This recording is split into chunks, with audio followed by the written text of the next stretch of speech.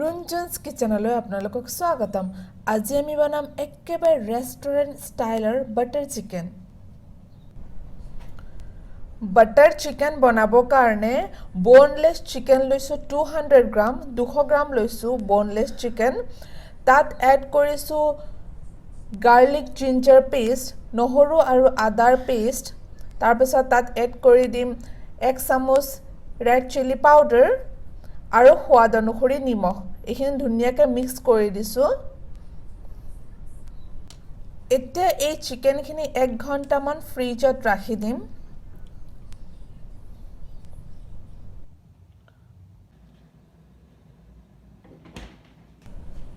1 ঘণ্টা হৈ গৈছে। এতিয়া এই চিকেনখিনি উলিয়াই লম। এতিয়া গেছত এটা পেন বহাই দিম। তাত 1 চামুচ মান তেল দি দিম।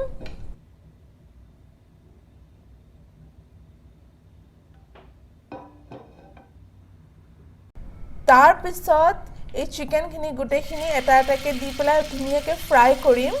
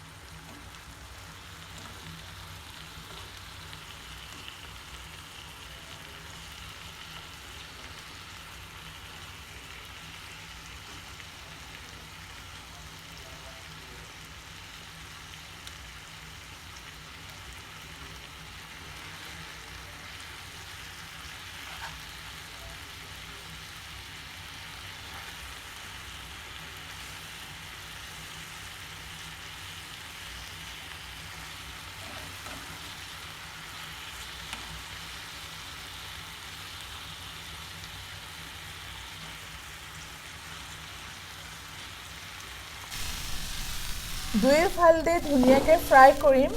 কিন্তু দেখা পাই আছে ধুনীয়াকৈ ফ্ৰাই হৈ গৈছে গুটেখিনি।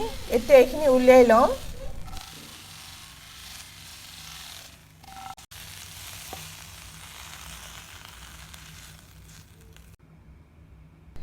এই পেনতে এতিয়া দি দিম অলপ বাটাৰ আৰু 1 চামুচ মান তেল। এতিয়া ইয়াত এড কৰি দিছো পিঁয়াজ অলপ ভালকৈ ভাজি কৰিম।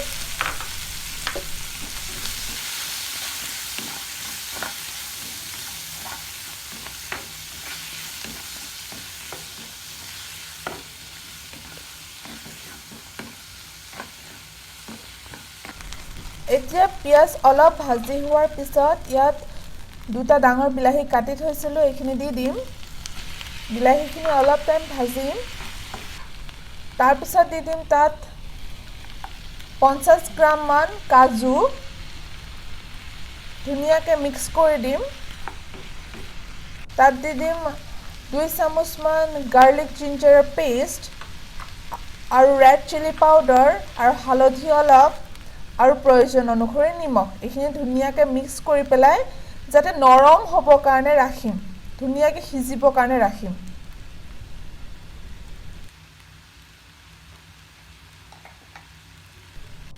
এই বিলাহীখিনি ভালকৈ অলপ সিজাৰ পিছত ইয়াত দি দিম সৰু চামুচৰ 1 চামুচ মান চেনি। এইখিনি ধুনীয়াকৈ মিক্স কৰি দিম। তাত এড কৰিম 1 কাপ পানী।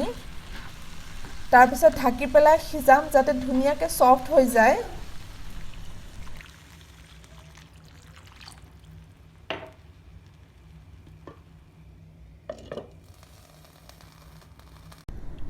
পাঁচ মিনিটমান সিজোৱাৰ পিছত এইখিনি হৈ গৈছে, ছফ্ট হৈ গৈছে।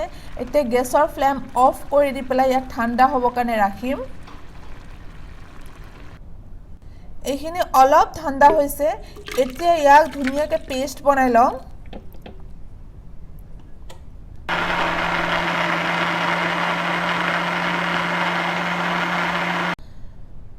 এতিয়া এটা ষ্টেনাৰৰ সহায়ত এই পেষ্টখিনি ধুনীয়াকৈ উলিয়াই লম যাতে এই পেষ্টখিনি যাতে ক্ৰিমি নিচিনা হয় আৰু একো পেলনি যাতে নাযায়।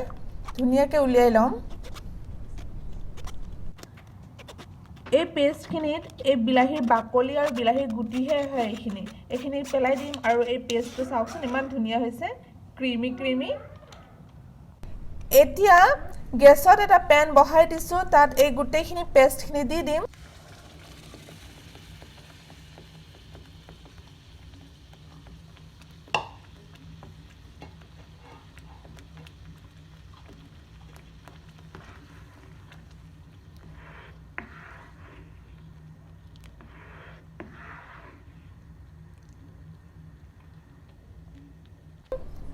আৰু দিম ক্ৰীম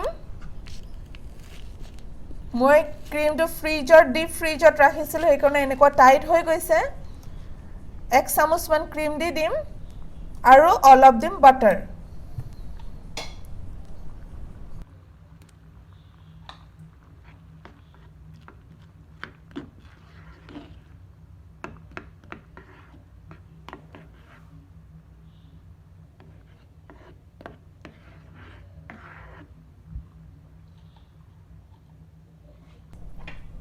এতিয়া দিম এই চিকেনখিনি গোটেইখিনি চিকেন দি দিম ধুনীয়াকৈ মিক্স কৰি দিম তাৰপিছত দিম অলপ কস্তুৰী মেথি এইখিনি ধুনীয়াকৈ বইল হ'ব কাৰণে 5 মিনিটমান ৰাখি দিম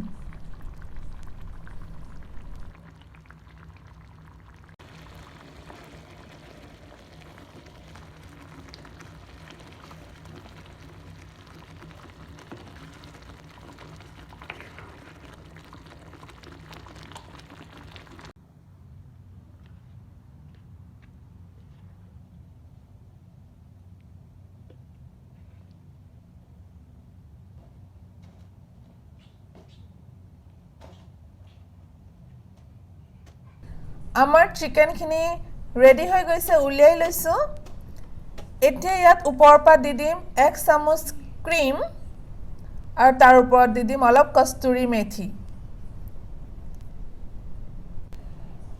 এয়া আমাৰ বাটাৰ চিকেন ৰেডি আপোনালোকে ৰাইচ বা ৰুটি যিহৰ লগত খাব বিচাৰে খাব পাৰে আশা কৰোঁ আপোনালোকে এই ৰেচিপিটো ভাল পাব যদি ভাল পায় প্লিজ লাইক কৰিব কমেণ্ট কৰিব যদি মোৰ চেনেলত নতুনকৈ আছে প্লিজ সাবস্ক্ৰাইব কৰিব আৰু ভিডিঅ'টো শেষৰলৈকে চোৱাৰ বাবে ধন্যবাদ